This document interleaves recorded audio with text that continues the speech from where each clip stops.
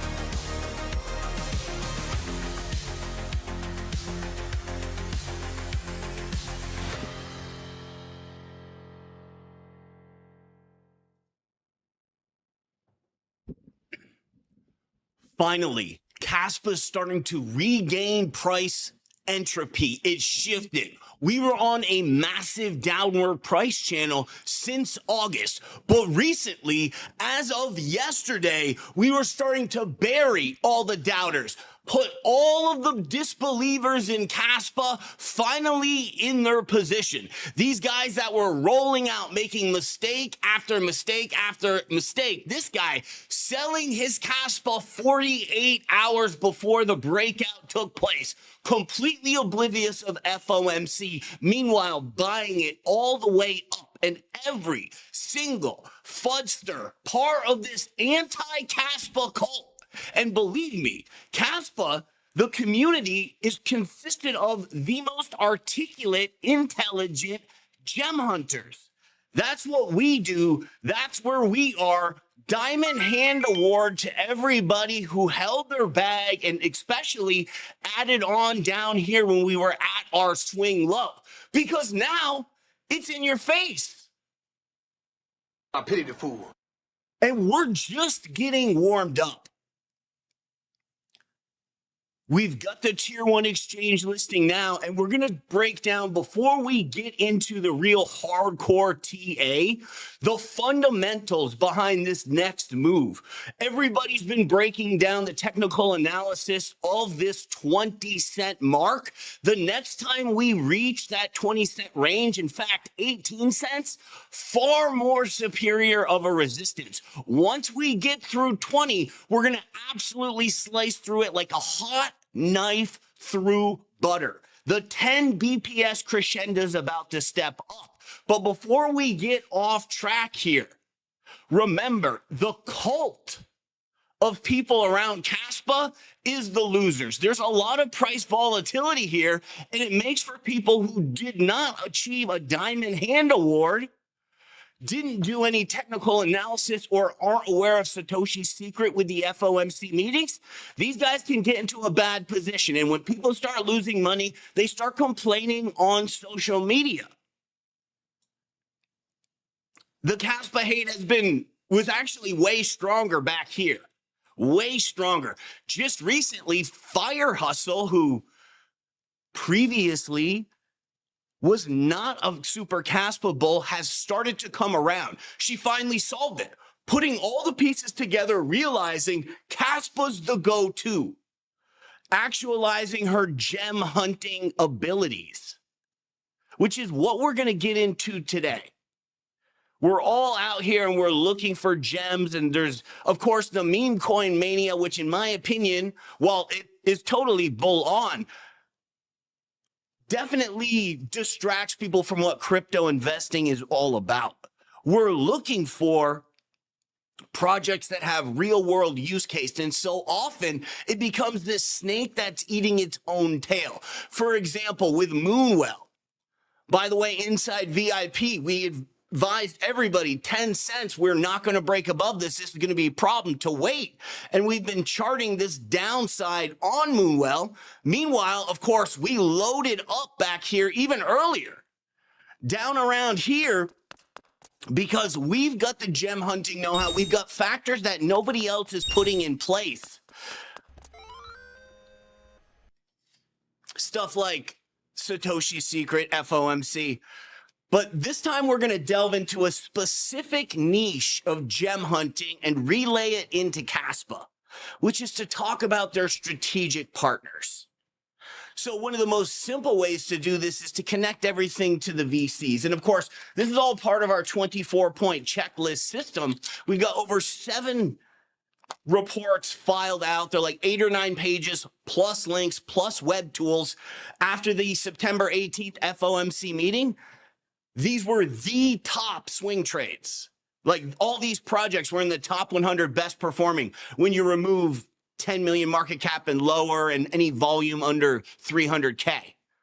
Just weeding out those kind of anomaly low rankings. All of these projects that we have 24-point gems on rocketed, kind of underlining this tool and how effective it is at finding it. And what we're really talking about today is step 13, which is to find strategic partners. So we know the VCs, Polychain Capital, massive connections to Coinbase. The other VC of Kaspa, Yes Capital. They're very connected in Europe. They seed funded Quant, which was originally set up to be a bank-to-bank transfer. Now, everybody's been seeing this massive upside in XRP recently. XRP just doubled up. Their coup d'etat, the biggest thing that they're bringing to the market is that they're ISO 222 certified. Members of the KII have been feeding our channel direct information to leak to the internet, and Kaspa, because the KII is such a strong partner, is getting certified for KII compliance. In fact, there was a lot of runners yesterday that have similar use cases to XRP with this bank-to-bank narrative. Even Quant itself, out of nowhere, finally saw some upside, which is, that'll be the day, right? Quant got some pickup. And it's underlining this bank-to-bank real-world use case, because when we're hunting gems, what everybody's really trying to dig down into and looking to find is something that's going to actually come up with real world use case. Back to that snake eating its own tail on these projects like Moonwell, a lot of time the best performers are projects that are just getting action off of crypto, because we are a niche. We're an anomaly. We're less than 1% or 1% of the population in America is invested in cryptocurrency. So the coup d'etat for gem hunting is some actual real world use case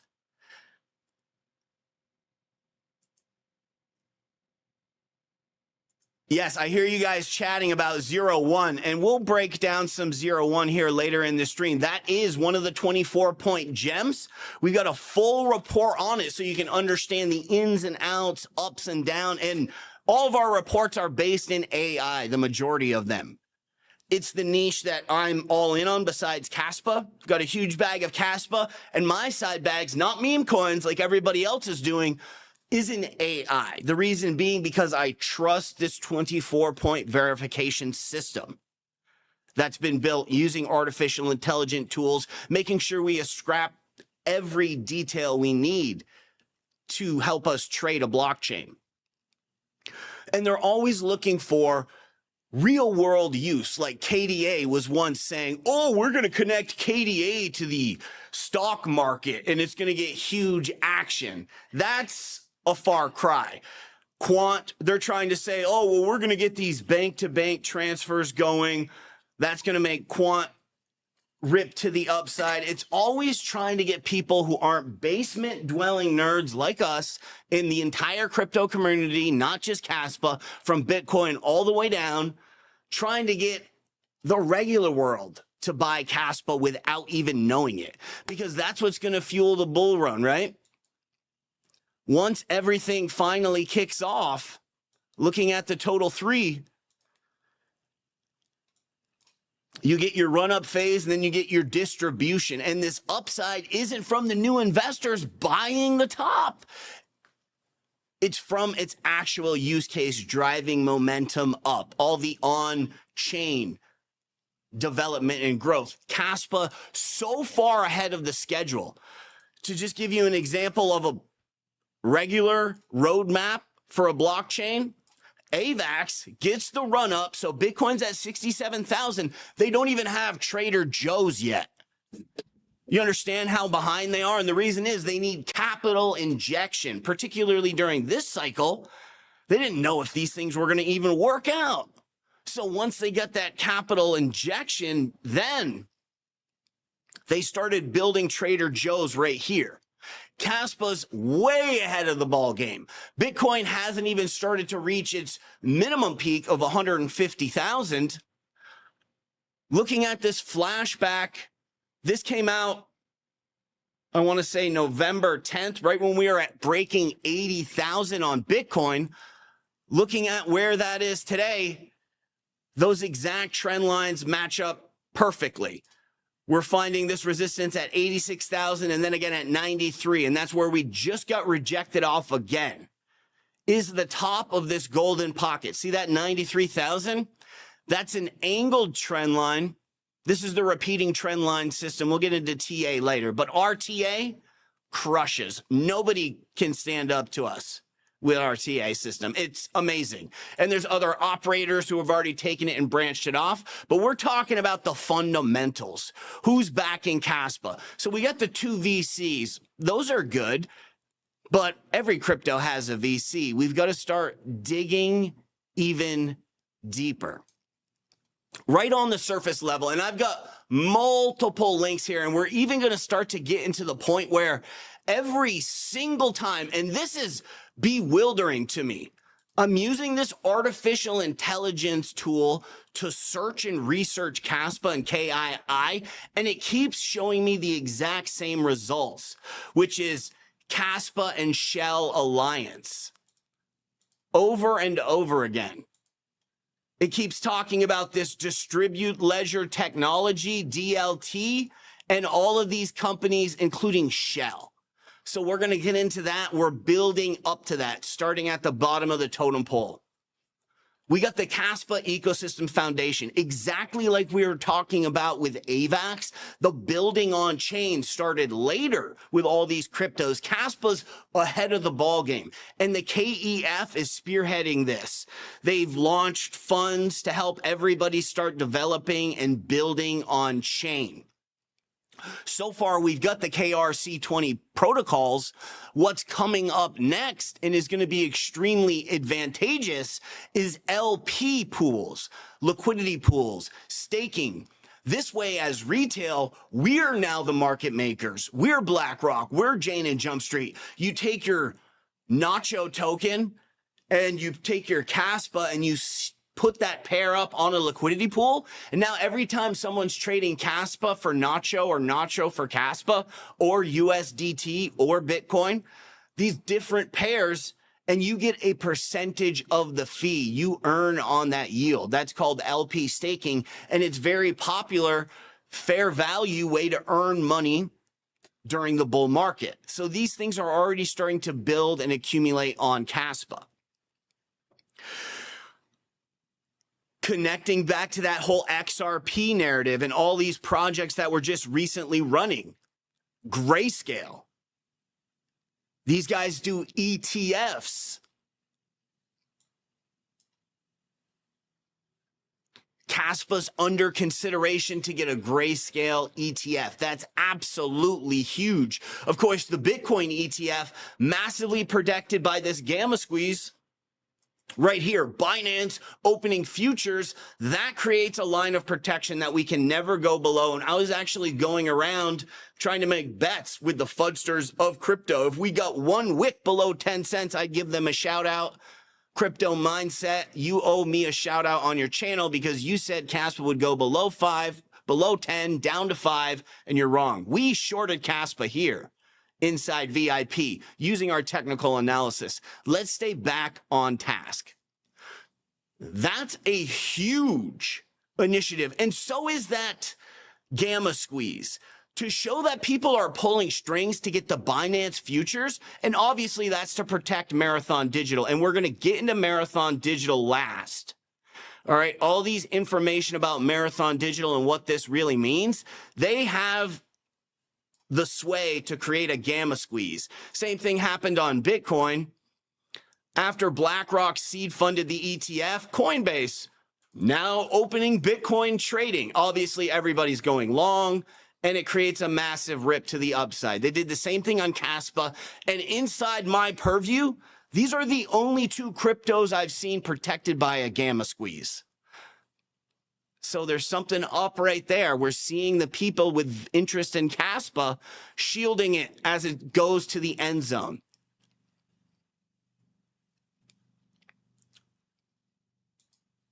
China. They're doing tons of growth in China right now. There's lots of highly trained individuals out there in China working on code. Part of these funds that are coming off of the KEF going into China to help build broader dynamics. Looking at Marathon Digital, have you guys ever seen one of these? If you've traded stocks, you've seen a zillion of these things. This is their quarterly reports. This is their financial statements. And we're going to scroll down to page 18. You can see it's just like their balance sheet, right? This is Marathon Digital. They got cash on hand, how much assets they're worth. Because they're a mining company, they get to deduct the value of the miners as they lose their assets. For everybody who's trying to become an at-home mining hobbyist, you've got to be full scale to really make profit off of this stuff. It's tough. I owned a mining company. It's very difficult to turn a buck doing it. Okay, we're scrolling down to page 18 and we're seeing their Kaspa on hand. Now, this is so important because we're getting Kaspa in front of the eyes of Wall Street. All these documents that we pulled up right here, these are all about stocks. This isn't even in the crypto sphere. And what they're talking about is Marathon Digital mining truckloads of Kaspa. Now, because Marathon Digital's doing it and they're being so successful, one of these other tickers, like there's Riot, for anybody who's traded crypto mining stocks, you got Riot, Marathon, Blocks. They're going to jump on board and start mining some Kaspa. So it's becoming a household name on Wall Street, and this is getting us one step closer to showing the ticker right on TV. That's the end game.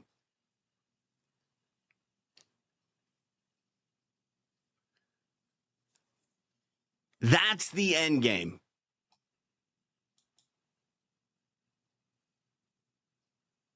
To finally get Kaspa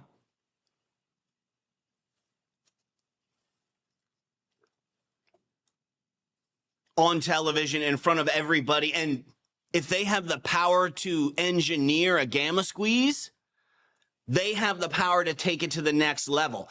Now, I hear we're always poking fun and making fun of people who are taking an L and not handling it right. Everybody, the greatest winners of all times at one point or another, are going to be receiving an L at one point. What the difference is how you handle it. Do you turn this into a learning experience? Are you digging deeper? How you adjust when the L's going on. This is what separates the winners from the losers. Everybody's going to get knocked down in a fight. But when you learn from it, that's when you become a more profitable trader. And we're seeing that with Fire Hustle. She just stepped up and decided to become an all-out Kaspa maxi. just cutting loose and just going straight up for it on her YouTube channel. We can see her last 3 videos. She's finally started, she put the puzzle pieces together. Oh my God. She's starting to realize what's going on. We don't need Solana. We do not need ICP. I'm going to trade those assets in for Kaspa. And she was a fudder way back. She was one of them. And so congratulations to her. That shows a lot of self-awareness, which is something that separates winners from losers at the end of the day, being self-aware. So this is a great article about Kaspa and starts to connect everything with the KII to Shell.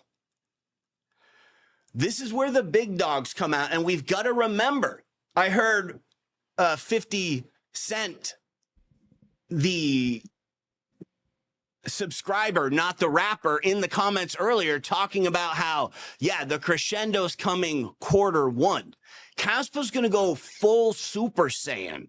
Right now, all this price action is at 1 blocks per second with no smart contracts. Everybody's been gearing up, loading up. And by everybody, I mean the investment banking class. As these are the guys who utilize this FOMC data to make strategic decisions on when they're going to be loading up and buying the bag on Kaspa. Not everybody as in retail. With all the FUD that was going on, if retail had any effect over Kaspa, it would have already been dunking now, but it's not. It's holding strong. These guys drive the car. We're passengers, particularly when we're in the billion-dollar market caps.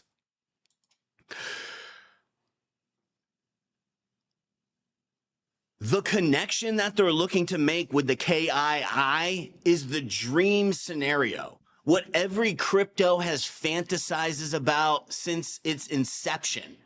And that's connecting the technology to real world use case. This is what every gem hunting system across the world, whether you're using the 24-point checklist system, or you're coming up with your own system, or you're just doing it off the top of your head, which is not the best way to go. Writing it down is hands down the best way.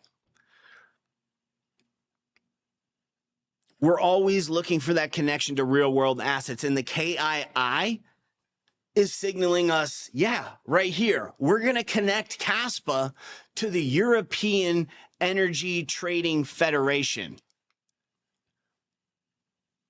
which was created, founded by this guy. This guy's like a Warren Buffett figure, but he actually created an energy trading world. Deep connections all throughout the Middle East. When you start to research what the DII does, who these guys roll with, we can see Shell right there on the DII webpage.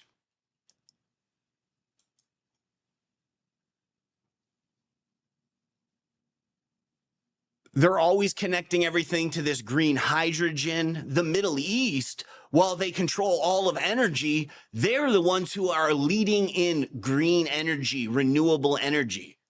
They have the money to spend, so they're spending it making sure that they can block out and control their competition in kind of like a hybrid, like an electric and gas-powered car.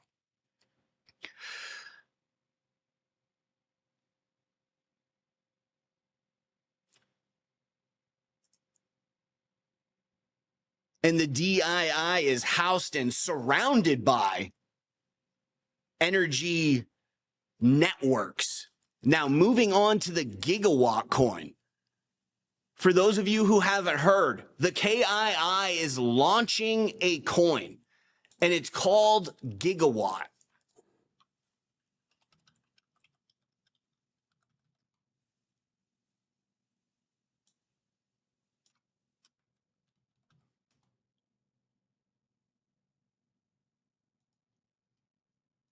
They do a full press release about it here.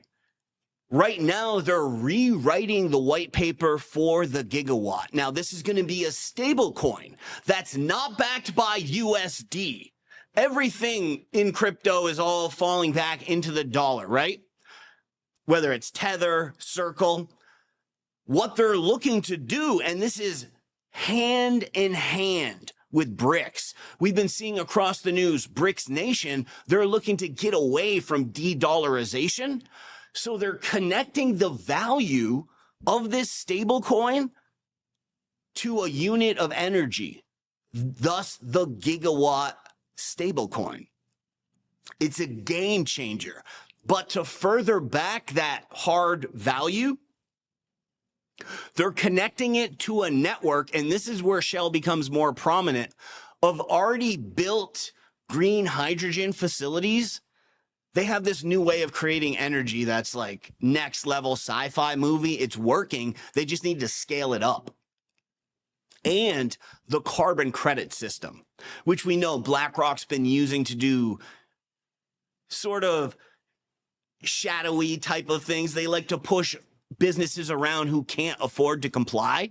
And one of the biggest issues with the climate change movement, whether you're a believer in climate change or you think that they're just abusing it to gain power in the business world, either sides of that fence, it all comes down to this.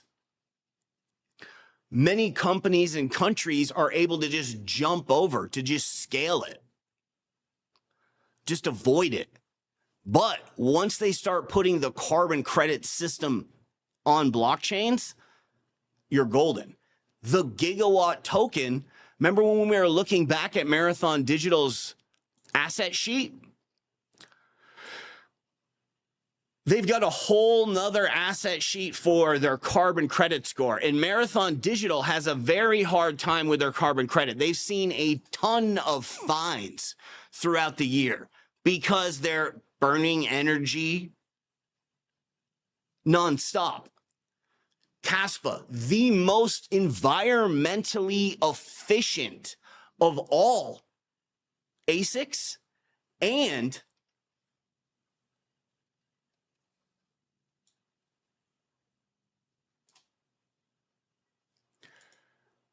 oh, we've got some haters. Actually, what the VIP group is all about is this, Sinistral. People hire me to work for them. People that take their trading seriously to the next level.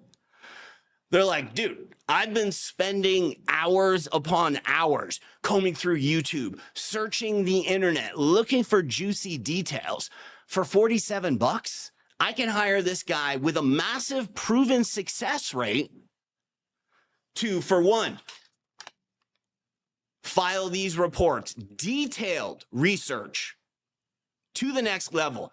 And we do by the book charting in combination with Satoshi's Secret, which is FOMC and stuff, which is giving us, voila, these type of trades, getting in on Moonwell right around the 3-cent range.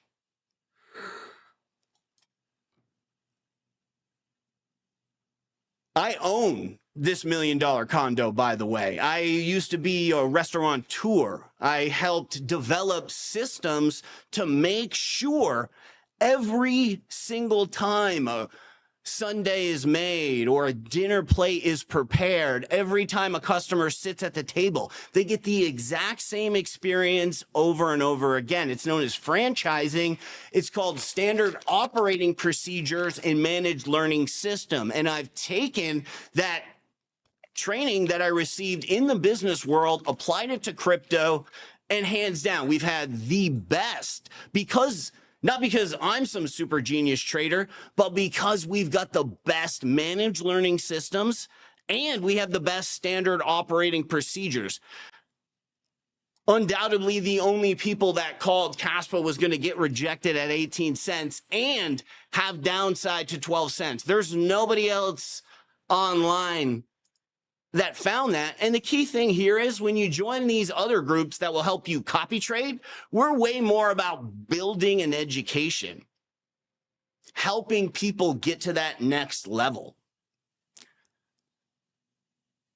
even if you're already in Kaspa, there may be some details along the way that you can pick up on why we're in it. A lot of this stuff I learned from joining Roaring Kitty's VIP group. That's a GameStop add-on right before the massive rocket ship on GameStop took place, like 10 days before. And of course, I had been in that whole community for 90 days.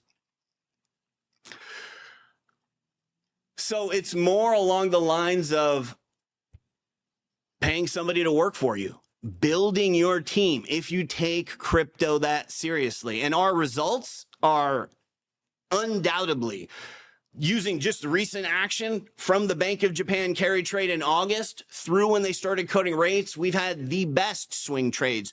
Our 24-point gems ripping to the upside like DEAI. And this actually comes into play with Kaspa right now. So let's break out our arrows and talk a bit about these new listings. So right here was the MEXC listing. Here was the Gate.io listing. So we post in VIP about the Gate.io, and here's what happens. These two pretty big size exchange listings for DEAI, they don't do much. It's still relatively bearish, but once the rate cut takes place, Satoshi's secret, then we get that massive upside. Then we start the breakout. Therefore, we know that the teams understand these economics even more than us. And as they're lining up these tier 1 exchanges for Kaspa right now, they know something big is coming. Meanwhile, Crescenda in Q1, this is running parallel with the biggest financial shift for the past 4 years. They're going to stop quantitative tightening. The FOMC is quantitatively tightening right now. And of course, we get into all of these details inside the macroeconomics. Looking at any one trading plan, we'll connect them to classic patterns, macroeconomics, 24-point checklist, or these watch list of ones that we're going to run when we cut rates. We'll connect them to all these different learning tools. Videos on origin trend lines. It's a pretty handy system. And people that are in the group soaked up tons, done well for themselves. One gentleman was a Kaspa Maxi. He loaded the bag on Moonwell here at 3 cents and was very happy with his results to the upside.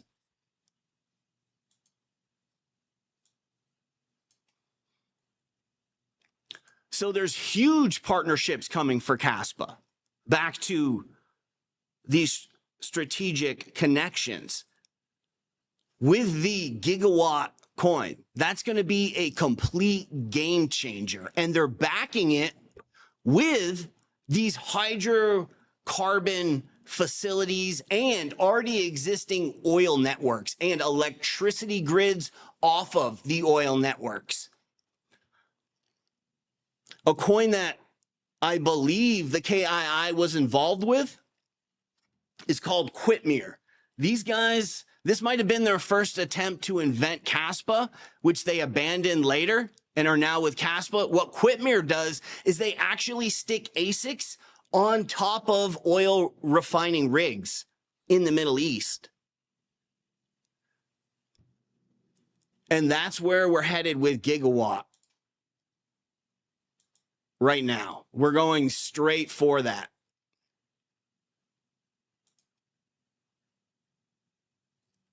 These are how the 24-point checklists in AI have been performing over the past 3 months. Massive upside.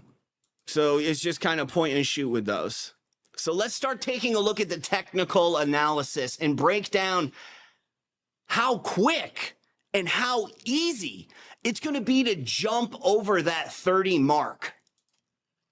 Then we'll take a look at some altcoins, 4 side bags that are poised to rock and roll. Because there's a big date coming on the horizon. Everybody knows what it is? The FOMC. It's now 28 days away. Everybody inside our group already knows that this FOMC has something special to it. There's something going on, and you want to know what it is. It could be major. So what we're looking at here real quick is we're looking at the repeating trend line system. Crypto's totally different than the stock market. They create these repeating trend lines, and they happen over and over again across all the charts. A great example of this is just on Tau, zooming right into the 45 minutes. So we post this in VIP right here, bounces up, finds resistance, finds support. This is a little off center. There we go. Resistance, support, and now it's finding resistance at this x-axis. Great, nice Fibonacci chart. Where'd you get it? From here, because it's the exact same. We just cloned it. And this is what's happening across cryptos. These trend lines just keep happening over and over again. Right here, this x-axis repeating trend line. And it's so repetitive. When you clone this one, you just go right click, clone. This whole thing is almost identical. Look, gray zone, arch, gray zone, arch. You see that? And adding other indicators to this, like we use stochastics. This is like an RSI of sorts. It's like an oscillating RSI, meaning it's a pendulum that swings back and forth. Fairly handy tool. Just looking at it really quick, you ultimately want to buy when the pendulum's swinging low. Stochastic, see, highs, lows. And then using other oscillators, you get two of these going at once, and you can start timing up if it's going to be a lower low or a lower high. And we have trainings on how this is done inside of our charting videos. That way, when we're making posts inside VIP, we correlate that to them. So we'll talk about the oscillators. We'll talk about that repeating trend line. We'll talk about the classic patterns, which is something that's going on in Kaspa right now. We have classic patterns in video and then classic patterns just to click on. Like the head and shoulder BOJ carry trade. Because we use technical analysis, I know it gets a bad name because people do naked TA. The shape charge indicates that they are technically proficient. We recognize the head and shoulder bearish pattern, which had been repeating often on Kaspa. There's head and shoulders all throughout these tops.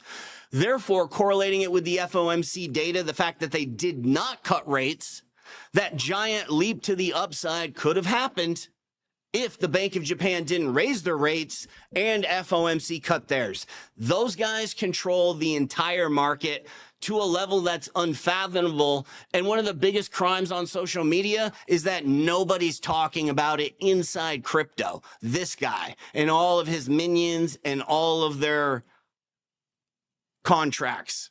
These are the guys. You got to watch everything they do. But we cover that in other videos. We're not going to get into that today.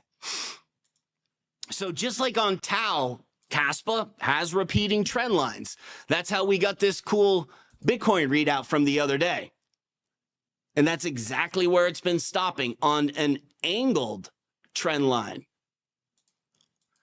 So jumping over to Kaspa, way back in the day, obviously this breakout was pretty big.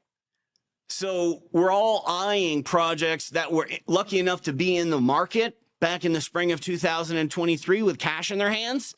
We're looking for projects that we're going to buy a piece of for the bull run, all right? Knowing that this trend line is likely to repeat, we go ahead and we clone this trend line here. We'll actually put that down there. So by cloning it, we form this symmetrical triangle. The FOMC hiked rates here. That's super bearish, meaning this guy's saying, oh, they're going to start selling now. We get the crash, but then look, without going too far into Satoshi's secret there, just sticking to the TA, this trend line starts to repeat over and over again. Same trend line. This is the downsloping one called the x-axis. This is the y-axis. This same trend line has been acting as a resistance for all of these breakouts. So meanwhile, Your everyday technical analysis who's been using stock market proven techniques is not using the angled trendline system. And you can watch any of our old videos from back in the cup and the handle. We have this precise Fibonacci tool set up on all the videos. Rewind any of them. And you'll see here, look, it catches the exact top. So pretty wild stuff there with the repeating trend line. Here's the kicker. And this is why 20 cents is such a beast or so easy to pass. The previous 3 times we've been at 20 cents, it wasn't that psychological level, and psychological levels are very important. Moonwell, 10 cents. Spectral, 10 bucks. What did Tau peak at? Oftentimes you'll find that traders will make their largest mistakes when you get around these round numbers, whether it's buying or selling. Oh, you also get the 10-cent support, plus the gamma support. So when we reapproach this 20-cent range, we're going to cut right through it, like slicing a hot knife through butter. And we're not going to find real resistance until we're up here at 23, 24, 25. And therefore, the psychological resistance will be gone of 20 cents, making this y-axis trend line much easier to break through. And this is an accumulation channel 101. And we have some documents pulled up to go over the details of this. As we just covered all the details of how Kaspa is going to smash everything, we're backing it up with technical analysis. And that's the big separator in our group and any other. Is in all of our trading plans, we insist on never doing naked technical analysis. We always back it up with fundamentals. And so often those fundamentals come from macroeconomics, FOMC data, monetary policy. These are the real driving forces that everybody's been missing out on, that we've been bringing into the light for traders to benefit from. Like, look at all these FOMC meetings. Voila. I mean, you seen the connection between this guy, right? He's the guy. He's got his finger on the trigger of Kaspa, man. He's the guy. So that original trend line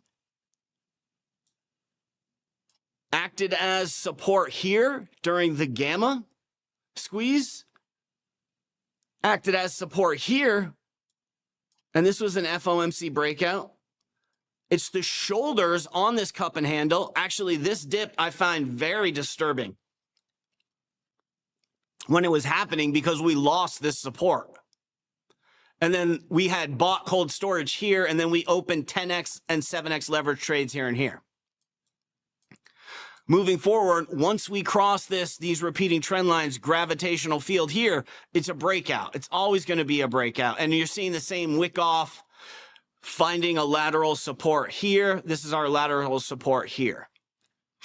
And right now we've reclaimed that original y-axis trend line as support. Now let's go one step deeper. Let's just keep going down the technical analysis rabbit hole. Let's use our Fibonacci tools, kind of like we did on Tau. And to get the top here, the top stone of this resistance. Okay. And let's go and zoom in here and see what's going on. So this golden pocket level was offering a lot of insight. We are getting stopped out here, here, here. So the golden pocket here was almost like a sub level, as we can see. And we're about to connect all of this into the classical patterns because this is making a huge 1 year long pattern that's extremely bullish. We're now on top of this variation, and we have a massive apex that's forming. We've got to adjust for imperfections in the setup, but this is right around the FOMC date, the FOMC meeting, being on December 17th. If we set this up like exactly, it hits almost perfectly. There we go. Yeah, December 17th, right there. So this is an apex, a big apex. As you can see, there was an apex here, this x-axis downtrend and that original y-axis support from the bottom of the cup. Apexes make breakouts between X and Y lines.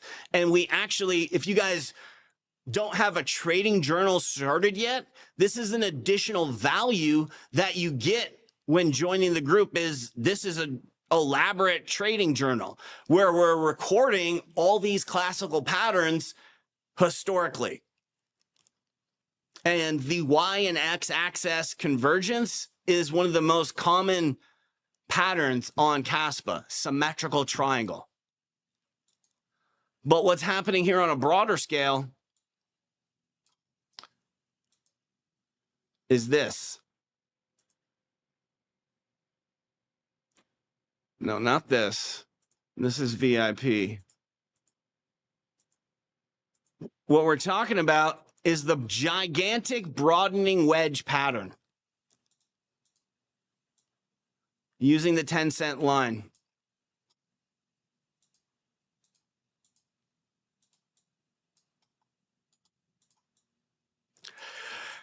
So as you can see, this is a broadening wedge, which is a bullish pattern. So as crescendo unfolds and we reapproach this top, let me show you our prior call out using a broadening wedge, which was on parcel.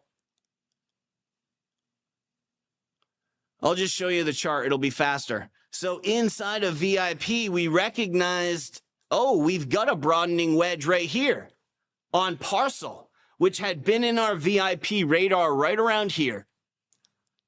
So we're looking at it. We're like, we're gonna buy this here. Some guys bought it right there. They're like, yep, I'm buying it right now. Some guys bought it here. As it approached 30, we recognized this is a broadening wedge, kind of almost as a handle of the cup. And we're like, this is a buy. And it's also got an additional resistance line, which really helped emphasize the buy here. And this isn't something that you have to be clever to do. This is all by the books technical analysis. It's just by the books. So the added value is you have another guy that's trained in these standard operating procedures who goes through, works for you. That's what I do, is work for everybody in the group, looking for the classic patterns, connecting them to indicators, doing backup checks on the projects, and then getting all that information out to everybody. And we're seeing that giant broadening wedge pattern on Kaspa, breaking to the upside there. And there's some other charts that are actually showing broadening wedges right now. So this crescendo happens, right? And at the crescendo, that's when we can be hovering around 25 before that happens. This next FOMC meeting with the right catalyst, remember that old guy controls everything,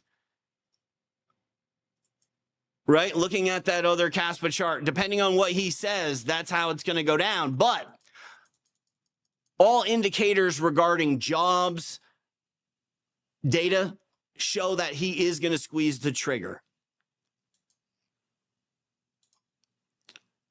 This will get us up towards this level for crescendo. So we'll be dinging around 25 to 20. Then crescendo happens. Now we get the broadening wedge breakout. And this will jump Kaspa up in market cap rank as well. That's one of the huge catalysts for Kaspa. Remember, this thing started in the back of the pack, and now it's in the top 30. Now, we've seen projects that were like Firecrackers, Flux, KDA. When they get into the top 30 or 50, they don't last. Kaspa's been up here for like 6 months now, holding this rank, top 30, right? Bullying its way into the top 20 at sometimes, right around there. Major project that we have to destroy is Litecoin. As we know, Kaspa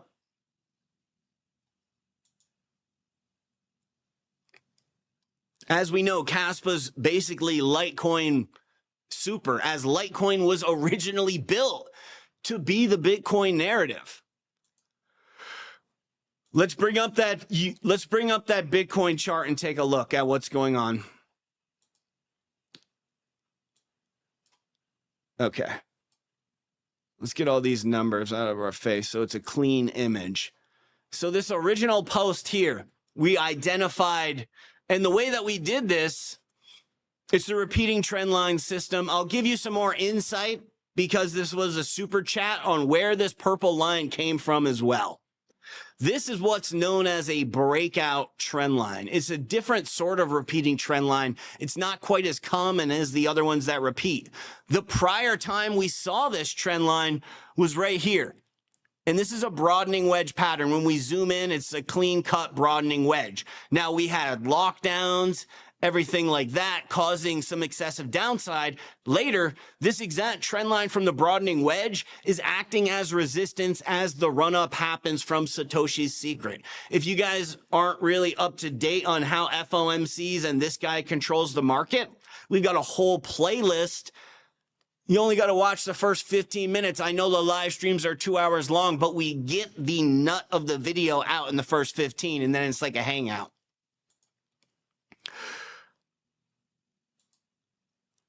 This exact trend line and this, thus it's a repeating pattern. The exact same broadening wedge pattern happens right here. See this? Back here when we were struggling for 30,000, this was it. We did have a deviation here and a deviation here. And you'll often see these repeating deviations just like on Kaspa. Looking at the one-day chart, we had that massive deviation to the upside here. Therefore, just to put everything in balance, we deviate to the downside here. And we're seeing that on this broadening wedge, deviate to the upside. Now, here's the catch. We start scrolling up here, and when we get around November, December, as the FOMC was late to cutting rates, this creates a delayed peak. Depending on whether or not they decide to do quantitative easing. Right now, they're doing quantitative tightening, which means they're taking liquidity out of the market. They flipped the script on that with Elon Musk and the government Dogecoin program he's in with Vivek. That can help fight inflation. That can give the Fed more room to stimulate the economy and create a super cycle. Now, this is crypto's debut. BlackRock has a lot of interest in crypto making it.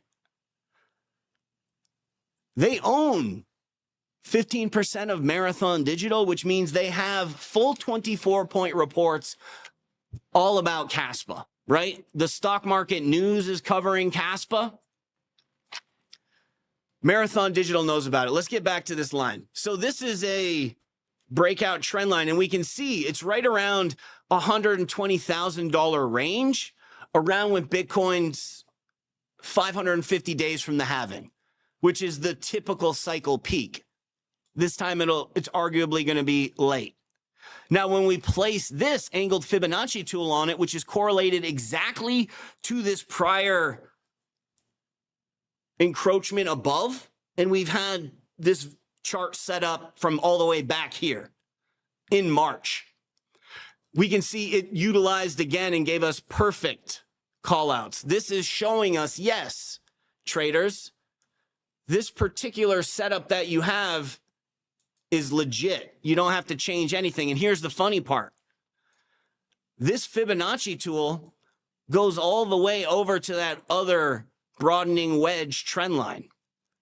And so we're way more likely to not be at the purple mark of 120, but let's say we get all the way up to the blue zone, right?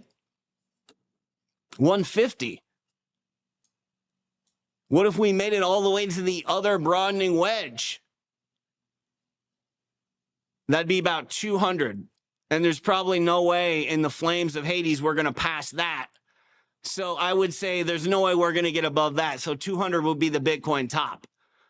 But all these different levels will help us when it comes time to selling. And of course, we're not just doing naked TA. We're putting everything in correlation with what this guy says. Some of the other research that we do for our people is we put together bond auction reports. There's a recent one, but this is showing actually the quantitative easing just like it is here, dollar for dollar. How's that going to help us with trading? It does. When you look at the total three, they were doing an auction here, here, here, and here. So let's get back to whether this breakout is done.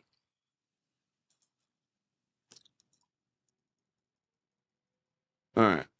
Get it totally set up nicely. Well, as we can see, we found resistance at the exact same trend line as before.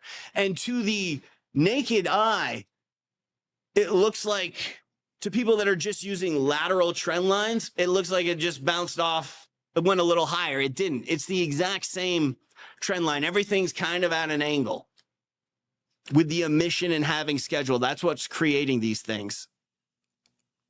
In order to get more insight, we're going to take a look at those pendulum oscillators. And we use these back on the Tau chart just to give you an example of when they're effective. See how this and this matched? We were able to pull up what we're about to show and find matching indicators too that showed us that it would do the exact same thing on Tau. So what we want to look at is called stochastics. And it's just like an RSI.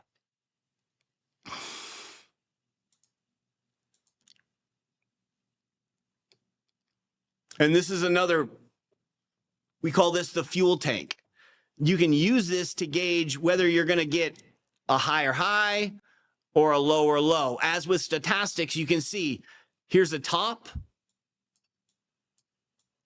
here's a top, here's a top, here's a top. And then look at all those three tops. They're actually stochastic tops as well. Now, in order to add another level to this, we add on this oscillator, which has some funky name, hard to pronounce. We just call it the fuel tank. The more fuel in the tank, the better. And we recently saw a massive fuel tank rocket on Kaspa back here. Back when it was at the 12-cent mark, we were creating the thumbnail on this video that said, oh, entropy change, breakout happening now. And it's because this indicator was showing us a massive fuel up. During that live stream, we got up to that golden pocket level around 13.3 and it just continued to rip. So it's a pretty useful indicator. And all this stuff is adaptable. You can add your SMA 50 onto it. It's really a skeletal structure. So there's two types of formations that we can see when we have a stochastic peak. Obviously, we're like, oh, it's already at the top. Is this it?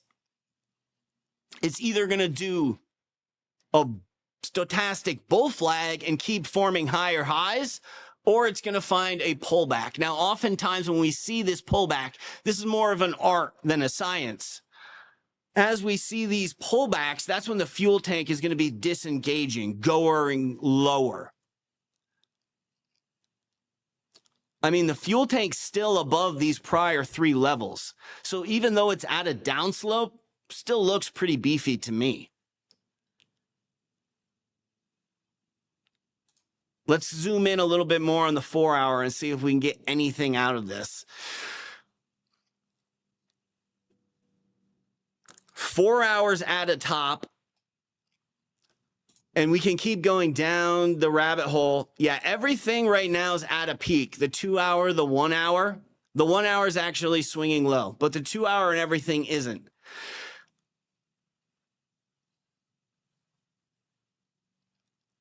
We'll have a more clear read, more information as these other stochastics in particular pull back. So right now, the 1 hour is pulling back. Why don't we keep our eye on this chart as the 2 hour pulls back?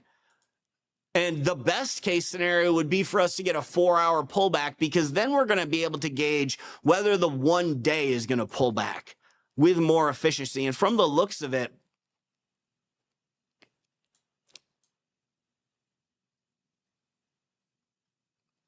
we'll have to wait to get a clearer read.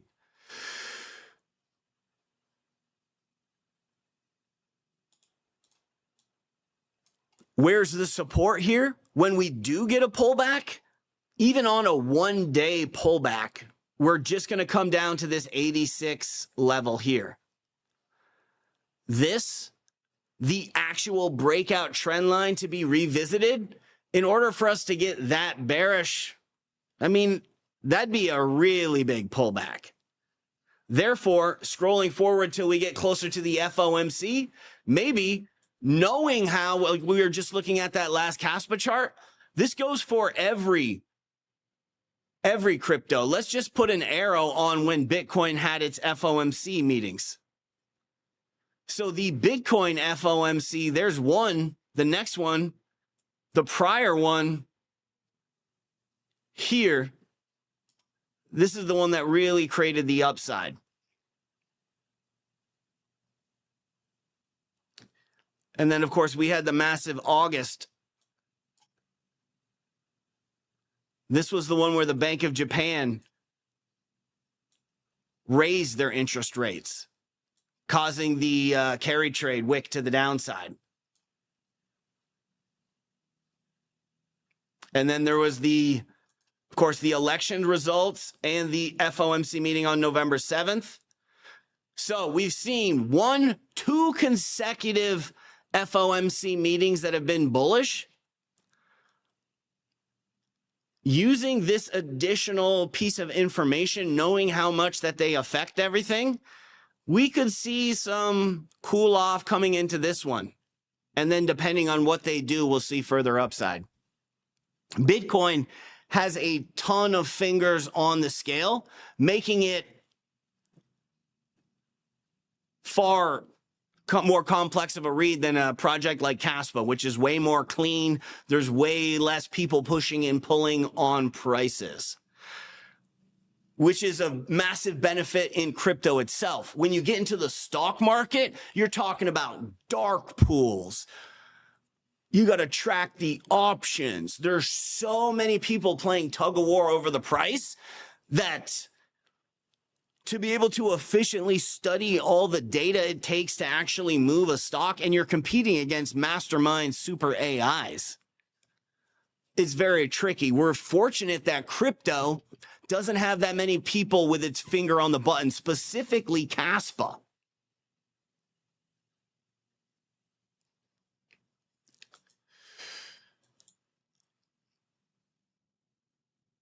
And as the future continues to unravel, like we pulled up yesterday when we broke out the Bitcoin filing, BlackRock can hard fork that at any time, making it even more easy for them to manipulate it. They've just been doing power moves like the gamma support, like they did here.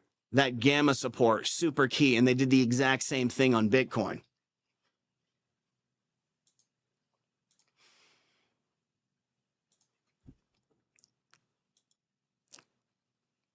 So right now, the large cap altcoins have been seeing some significant upside over the past 14 days. Litecoin, Render, AVAX. The top tier of assets have been beefing up. And as we know, there's always this sort of a trickle down effect. And we can see this clearly zooming out on the Bitcoin chart.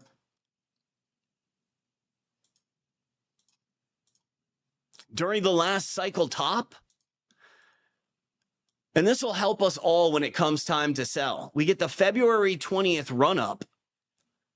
And this is, of course, what peaks everything from Tesla to GameStop. Notice this is January 13th, right before everything's about to start cooking from monetary policy. So Bitcoin gets this decent sell-off right here. And again, we got a repeating trend line right here that actually catches the FTX collapse, which actually can be connected to monetary policy, but we cover that in many videos. Because people are taking profit and then investing into the altcoin market, as we can see in the total 3 chart, as Bitcoin reaches its peak. Then we get an even further surge up on all of our altcoins. And to truly zoom in on something like AVAX, we've got to be prepared for this because there's historically massive sell-off after the run-up and then an even larger re-peak with the altcoins. I'll give you a great example of how to use everything we just looked at between the run-up and the distribution phase in live action trading. You guys remember Miria? Super popular crypto, has a solid use case. For whatever reason, it got massively overbought years before GameFi even kicked off. Right now, there's a lot of investors that are trapped, just hodling their Miria at higher prices.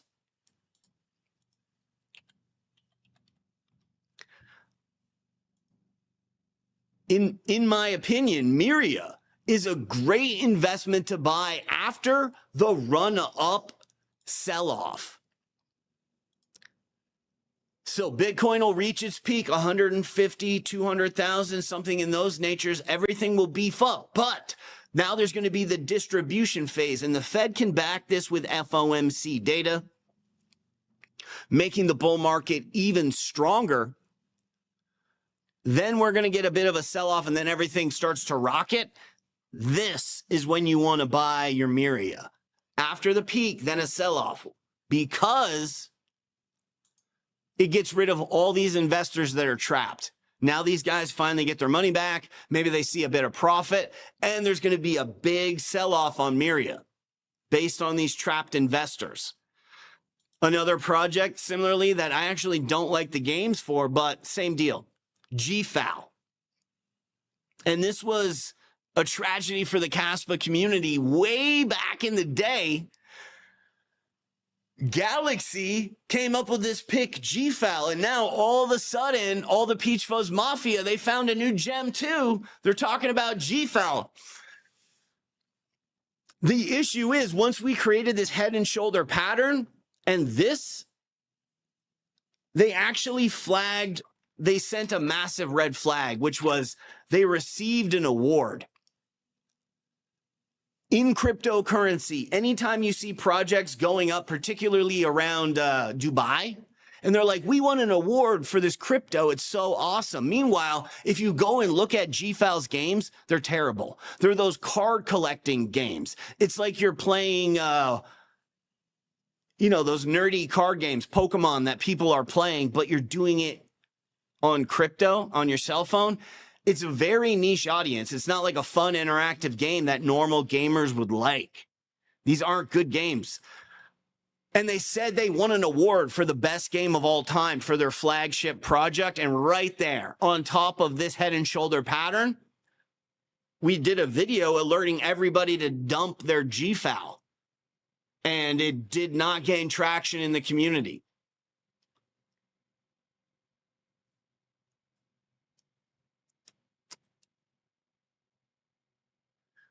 The reason why you don't want to buy GameFi in the summer of 2023 is for a hodl bag. I mean, swing trading, that's one thing, but we're talking about hodling. Everybody knows in crypto, it's pretty easy. Buy the lows, hodl, go for it. And of course, you can incorporate some multiplier trades, do one swing trade for your whole bag, and you time it right. You can double up the amount that you're getting. You're a genius.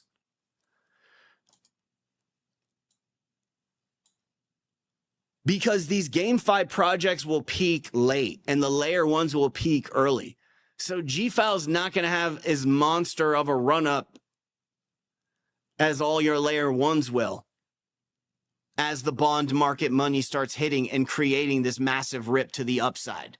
It's a late bloomer. Still bullish, still a good pick like Miria, but now it has additional issues on top of its already delayed upside. So what we focus on, what I have, my portfolio, I have a huge bag of Kaspa that we scooped up back in the cup and handle phase, adding to it the entire time. This was our first double up. So we bought Kaspa back at that FOMC meeting here. The rest of altcoins were showing massive downside. Kaspa was looking good during this FOMC. So we scooped it up using those stochastics. Let me show you how that works on stochastics again. See this stochastic dip?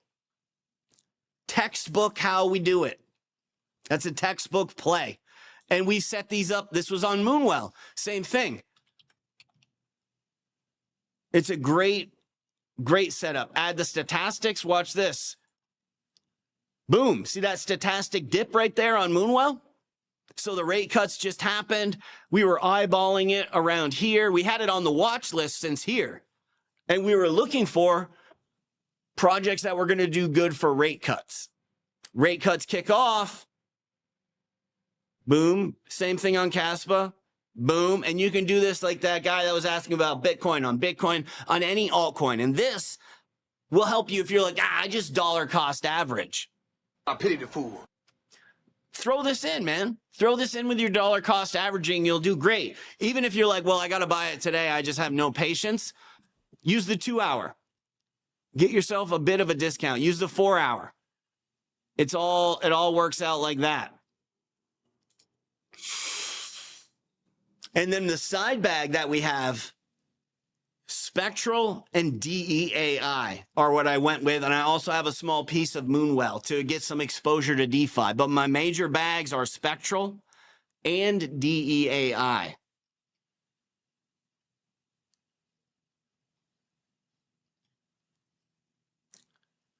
Spectral at a super discount right now. DEAI getting ready to break out very soon. They've got a lot going on. And one of the other things that people often overlook is volume. As a rule of thumb, when projects have volume below $500,000, below $1 million,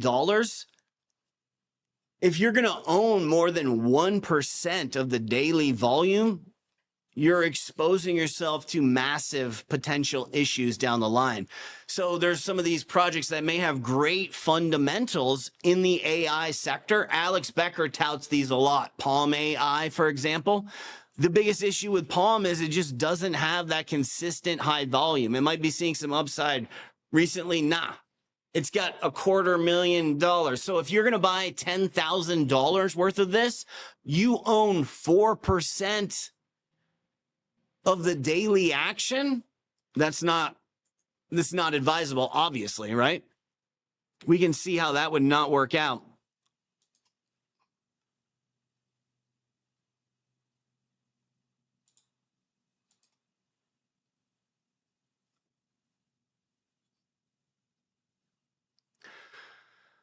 So what we're looking at is the strongest performing projects. The only filters that we have here is we're not looking for 10 million and under. Those are micro caps. That's a completely different ballgame. So we're looking for real projects. 10 million still quite low. And we need a volume of above 5,000 bucks. Highest performers in the past 3 months, Moonwell. We got that swing trade. We got everybody in super low, is seeing some downside.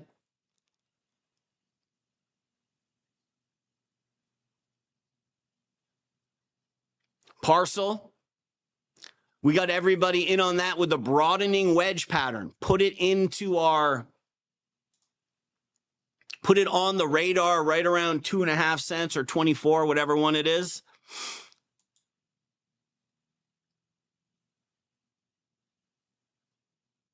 A lot of meme coins. It'd be great if we could filter out the meme coins and just see the real world use projects. There's Spectral. Another 24-point checklist.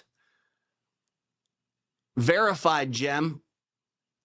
Been a leading contender. And of course, DEAI is. I think we already passed DEAI by accident through the scrolling. But obviously, DEAI, massive upside. One of the strongest performing projects, hands down. Let's get the full chart. Bitmart.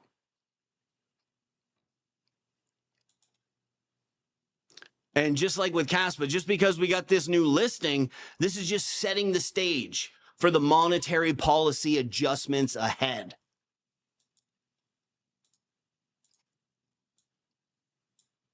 Awesome. And of course, we've got this support right here. This is a great spot.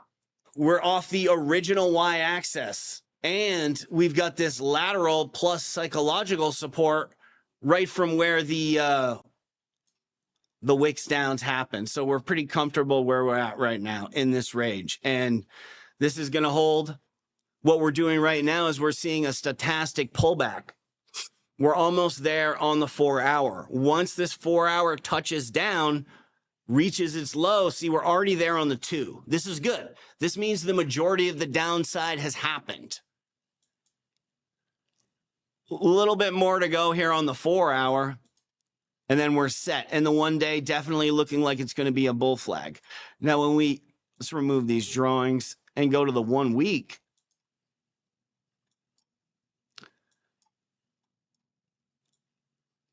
We just printed the 3rd candle. And every time Kaspa's been seeing breakouts, it's getting at least 4 green candles to the upside. When we look at the stochastic indicator here, it's headed upwards. This is great. This means more upside inbound. It's showing momentum. Everything is oscillating to the peak. This is mathematically a pendulum form of RSI, very similar, but it provides a lot more insight to help us trade off it. RSI, not the best to give us trading buy alerts or sell alerts. Yes, it has. And we really should, to help out the community, do a video where we do a deep dive and expose everybody who's been fudding Kaspa and why they're the actual cult. This guy actually dumped all of his Kaspa like 48 hours before the giant green candle. And, you know, these guys, the issue is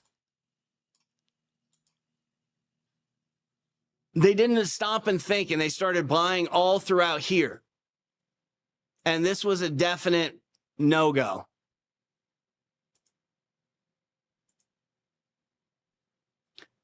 So the reasons why they have to create this negative content and they have to shift over is because, dude, who wants these guys to work for them? Why would you want to hire somebody who can't get it right? I mean, it's crypto. It's very chaotic and going, but you got to hire somebody that's going to work for you, that's going to study the charts, research the projects, that's able to put 2 and 2 together. And the Kaspa community turned their nose up to these young kids who are just playing off the pump, looking for people. They're like, oh, yeah.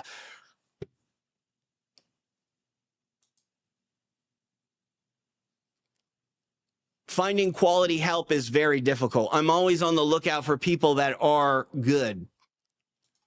Like this is a pretty interesting projection. And we made half a dozen posts about Kaspa is crashing. And this is when all those guys were buying.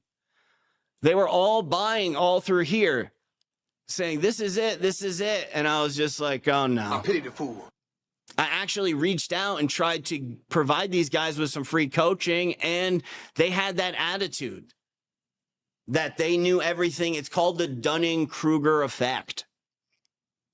Getting outside perspectives to provide insight is always good. I've got inside of my network and circle guys who speak on CNBC, guys who engineered the original Bitcoin ASIC hardware. Electrical engineers. They own exchanges overseas. They live in this tower. A lot of these Silicon Valley super coder guys, they don't like California. And so they live here now. Or they have dual homes, but they're Nevada residents. So I get exposure to these guys to bounce ideas off of. And this is, of course, this standard operating procedure. So good stuff. We're finally back in the safe zone in Kaspa. So congratulations to everybody. Diamond Hand Award. And as the bull market unfolds, it's our party all day. As the KII is stepping up, these are the strategic partners that you want. as finally Kaspa will have the fabled real world use on top of all of the snake eating its own tail, crypto on crypto action. Smart contracts are going to be the massive game changer.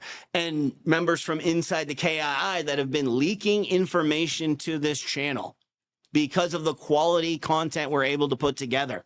Somebody actually from the Kaspa team, this is the rumor around the water cooler I heard, joined our VIP group. Hand to God. My source in the KII told me that. Vetted us out. And they're like, yeah, let these guys know what's going down. So they're going to do smart contracts. Originally, for all you OG super nerds who still follow what I'm saying, originally the vote for the native smart contracts is now on the back burner. Jonathan's still diligently working on that. And when he releases it, it's game over. Flawless victory. Kaspa's like the Pentium chip. Back in the day, regular computers at home, they just didn't work. It was a hobby. It was a neat thing, but it took 20 minutes to spell check and another 20 to turn it on and 15 to print it. The Pentium chip came out and it was like, oh, dude, put this in the office, put this everywhere. It became a game changer. Kaspa's the game-changing technology. We all know that already. This document, actually, pretty good document, is covering a lot of what we just talked about. First off, we're upgrading from Golang to Rust, and this is obviously very important. And it's part of the 24-point checklist. Step 3 is we go inside the GitHub page and we see what the team is doing. Well, how are we going to do that? We don't know how to do code. I'm a real estate agent. I'm a plumber. I'm a chef. I don't know code. AI knows code. It's made of code. It would be like a frat boy on a beach checking out chicks. You send your AI in to look at the GitHub and say, what's going down? And it will tell you everything. Because Kaspa's on Rust, this is huge because Solana's on Rust, and Solana, as we know, has been crashing over and over again. In my opinion, Solana is the most likely to have some kind of a massive issue like an early sell-off in the bull run. It got monsterly beefed up because they connected it to the Ethereum virtual machine this spring. Last cycle, they connected it to the native smart contracts. This cycle, they connected it to the Ethereum virtual machine. The KII, after screening our group, has told us in private to be leaked. They've got 2 teams, 2, with proposals on the table to go EVM before Jonathan drops native. So that idea got thwarted. And they're talking about the transaction. Oh, yeah, because of Rust, all these guys from Solana, they can jump over and code for Kaspa. All the programs built on Solana, we can just cut, copy, paste that, rebrand it, rename it, change a couple things, make an extra window over here, and you got the exact same stuff. All the programs are already written for Kaspa, so the growth can accelerate rapidly. It's not like an Alphium with its own new language, which is one of the reasons why I don't approve of investing in Alphium. I don't think it's a gem. I think it's one of those meme coins of technology. It's not going to do real world use case. That's the gem everybody wants, is real world use case. So just how big is this Super Saiyan strength of Kaspa? Right now, they're, of course, have a goal of going up to 100 TPS, but right now, from where they're at 1, the largest they can see it reaching is 40 to 50. No, that's TPS, not BPS. They have goals of taking the BPS, first crescendo's 10. They want it to go all the way up to 100, and once they get to 10, who knows when they'll launch 100? It could be a catalyst during the bull run. They could wait on it for later. This is going to up the transaction speed, just showing how much faster Kaspa is than Ethereum. It's more than double.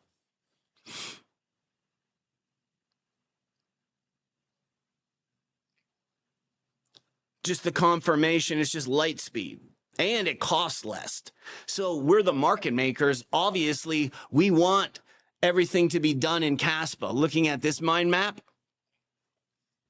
this was brilliantly put together. They want that stable coin on Kaspa because they're the ones that actually own all the liquidity on the exchanges. And it's just a better business model than having it on Ethereum, which is like the granddaddy, or Tron. So all Kaspa has to do is beat Tron. That's the name of the game, because we know Ethereum's already cooked. And this is at 1 BPS, okay? All these stats, I was wondering where they were from. This is 1 BPS. They're going to jack that up.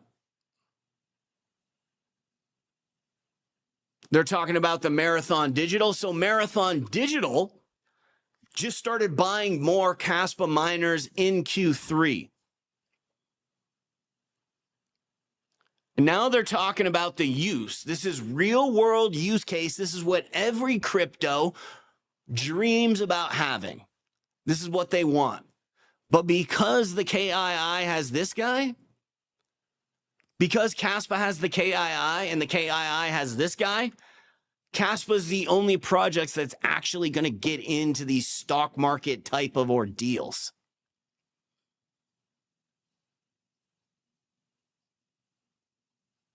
Because this guy built it. It's the European Trading Federation. I'm totally slaughtering that name. The ETF. It's his baby. He built it so he can control what goes on. Green energy trading, cross-border renewable energy certificate trading, real-time energy metering. This has got bricks all over it, getting away from the de-dollarization. Carbon emission. The carbon market is $2 trillion by 2030. And of course, they're incorporating Kaspa into it. One of the biggest factors that we actually skipped over is on these balance sheets. A lot of companies right now are owning USDT because of its cross-border abilities. Tesla, Facebook, Google, these guys own a ton of Tether.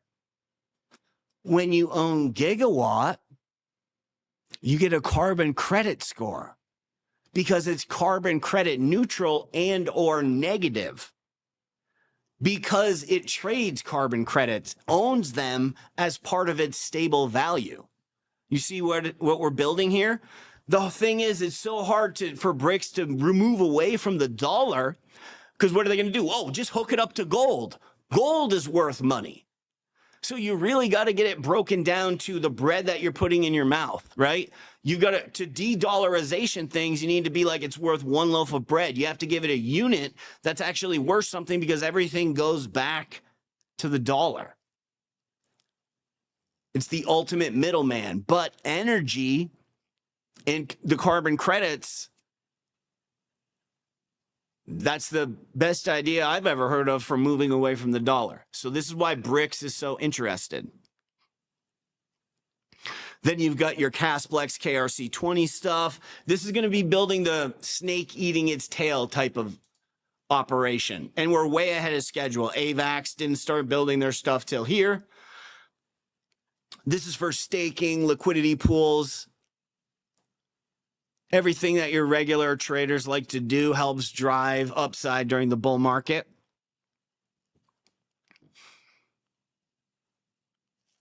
There's over 200 people inside the GitHub. So one of the reasons why I highlighted this article is because it's already done part of step 3, which is we need to go look in the GitHub and see what's going on. Make sure these guys are working. The AI can tell us what they're working on, how close is it to done. It can look at the code and be like, why don't you compare that code to its competitor? So with Moonwell, you're like, yeah, read the Moonwell code, and then I want you to compare it to Aave. How good is it? So they're working pretty hard. They're working pretty fast. That's what you want to see inside the GitHub. The KEF, this is a whole nother article that's somewhere in here. about what the KEF is doing. But they summarize it right here. So they're handing money out, and this is the sowing stage. There's like the sowing stage, the growing, the fruiting. Oh, it's all right here. Sowing, germination, growth, and fruiting. They put it all down here. So the KEF is sowing the seeds for a healthy bull run. They're preparing the Trader Joe's on AVAX right now, ahead of schedule. This is super good. Multi-dimensional ecosystem support, project development funding. So they've got cash coming. And this is the KEF. These guys are like a mall cop compared to the KII. People who doubt Kaspa really don't know who this guy is.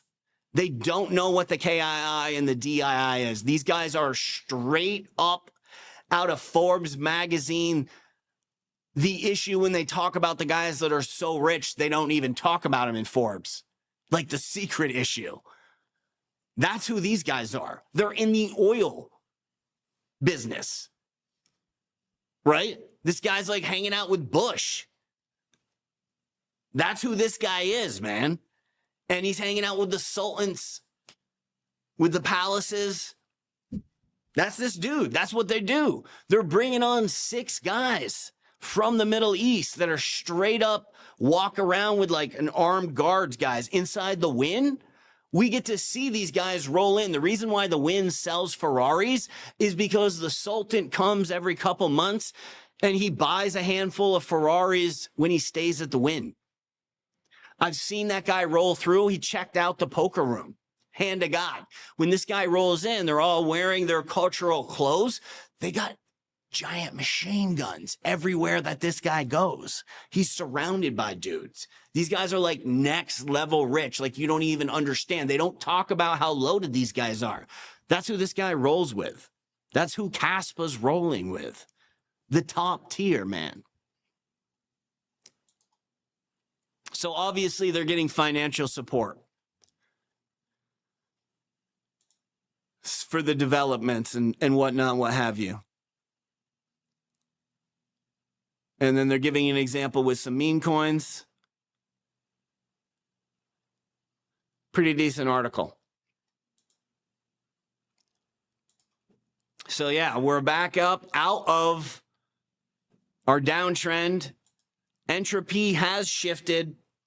And yes, the breakout did take a pause here while the day one of the listing took place, but we have this massive support here. How long is it going to be till we're back at 16.5 cents, 48, 72 hours, and we're bouncing around here up until the FOMC meeting? In the other scenario, more bullish, we just continue to make more upside. The biggest resistance is 18 cents. It's not 20 cents. All we need to do is cross 18 cents and we're home free. One big candle above 18 and we're up at 25. 20 will not stop us. 20 will not slow us down because 20 was guised under the illusion of the repeating trendline system.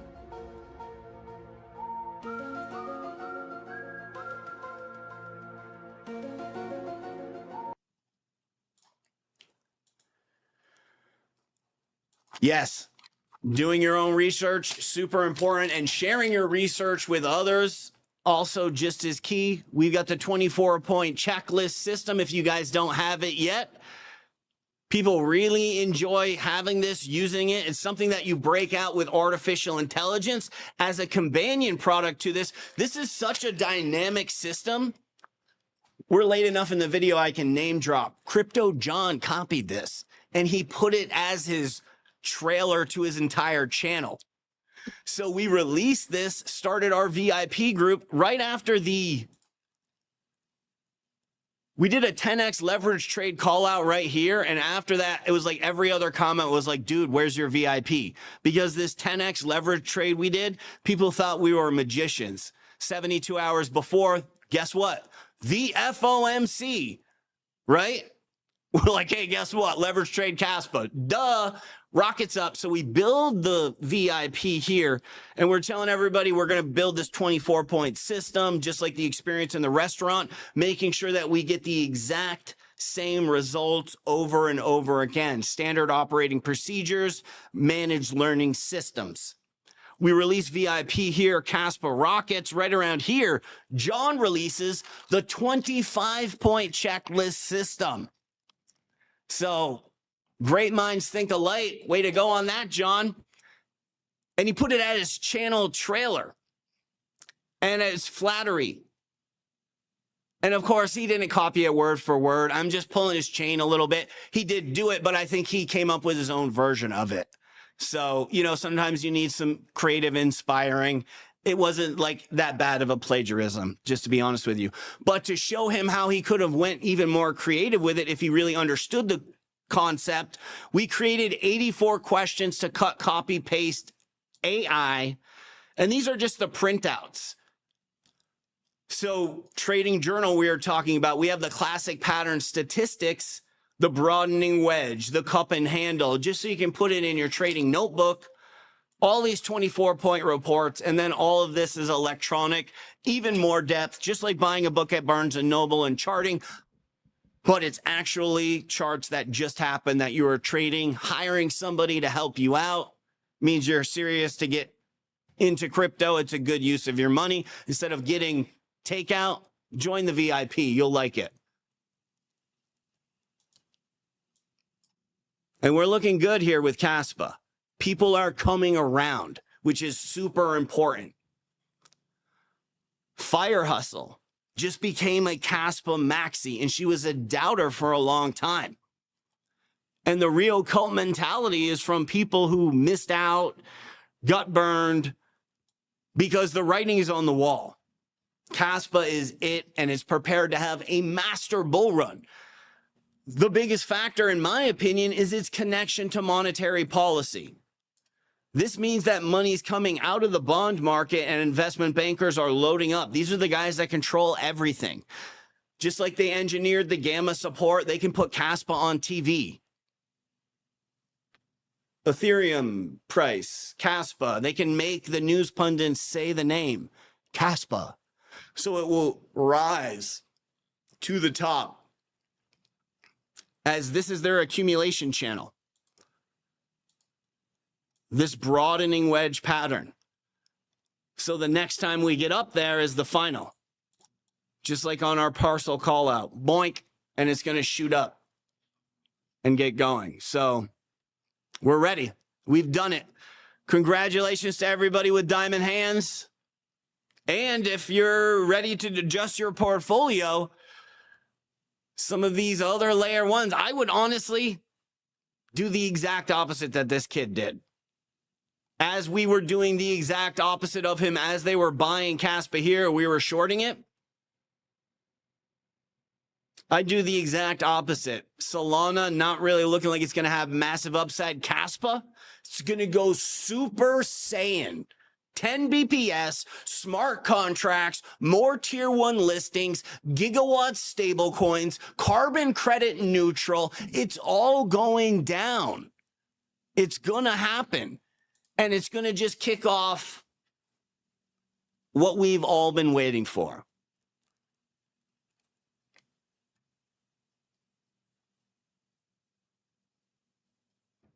Thanks for checking out this video, guys. We'll catch you on the next one.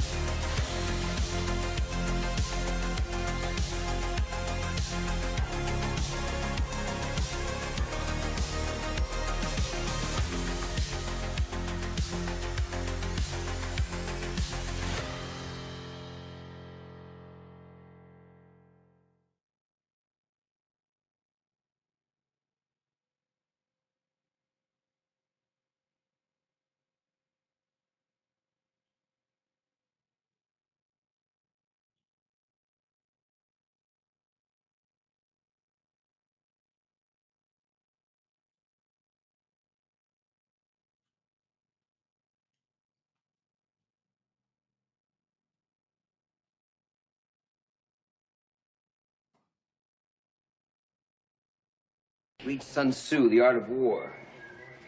Every battle is won before it's ever fought. Think about it.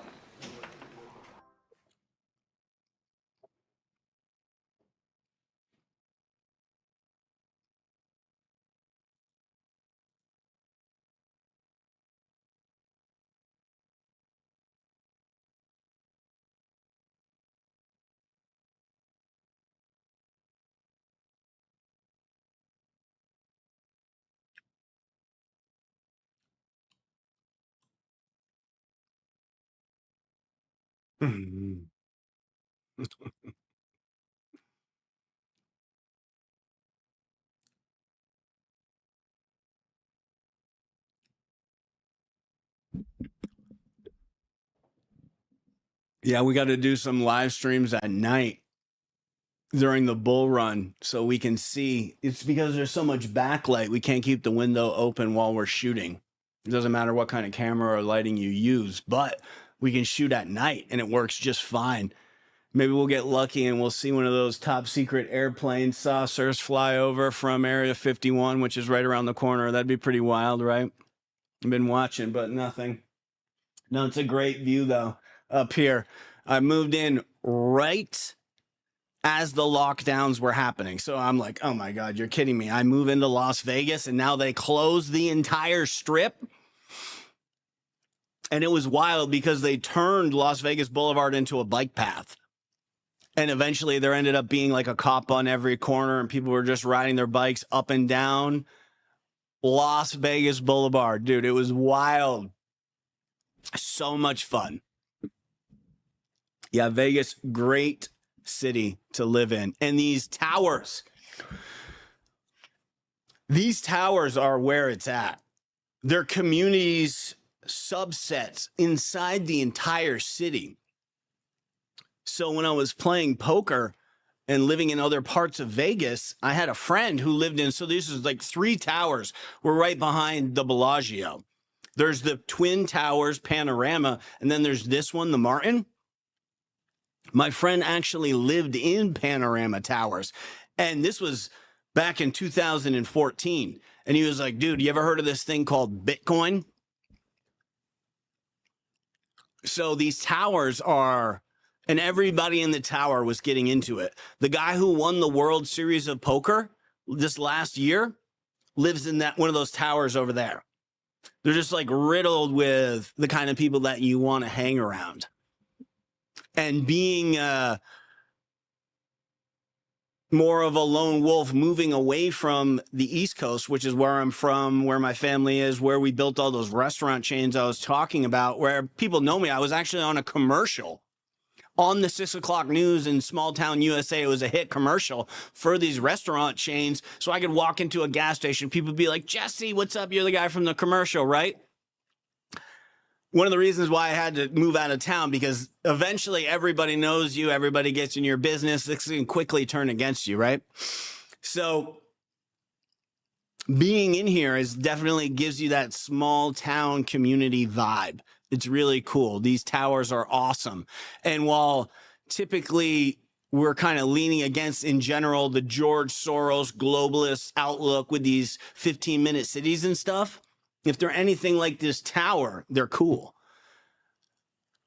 We got limousines outside, so we want to take a ride down to the strip. We can go anywhere in like a 10-mile radius, go to the grocery store in a limo, pick stuff up. It's like a private Uber. They ship stuff down here. There's a full staff doing all kinds of stuff. It's awesome. Mary Ho, I've seen around playing cards. And no, I'm not necessarily friends with her, but I've seen her around in the poker community. Yeah. The poker community is its own subset. And we get some interesting guys there like Ja Rule. Nikki Hilton played footsie with me under the table. Her boyfriend was losing a ton of money. He's sitting here. She's sitting here. I'm sitting here winning, you know, being charming. And she starts playing footsie with me. It was the night of Paris Hilton's birthday. Steve-O is there. They rented out all of Pure, and I got 2 tickets for myself and a friend. And Steve-O was in there, in his underwear, spitting fire in his jock strap. It was pretty wild. Yeah, it's pretty cool. Trish, I upgraded your avatar inside the Discord so you can put people on timeout whenever you think that they're out of line. I figured that you'd be the person to do that. Yeah, Nikki Hilton. Yeah, she was showing off her. I remember she had the most beautifully done nails. Her nails were just monstrously gorgeous. Just showing off her nails, flicking chips around. Pretty cool. No, there's some, who is it? I want to say not Seidel, but one of the guys who won the World Series of Poker, one of the like old school, like Doyle Brunson type of guys, lives in this tower. Like whenever I ride in the elevator with him, I'm like, oh my God, it's him. I want to say it's Eric Seidel, but I can't remember his name. Yeah, it's like totally wild. I'm like, dude, it's him. I was like, cat gets my tongue every time I'm in the elevator because everyone's like really friendly. They like ask you what's going on, how you doing, joke around with you all the time. We got like these coffee lounges, the gym, but whenever I'm around him, I'm like petrified. Who else lives here? John Little. He has a YouTube channel. He won the World Poker Tour. He has a YouTube channel about poker. He lives in here. Pretty cool. All right, guys, I'll see you in the Discord. I probably better get going. Catch you on the next one.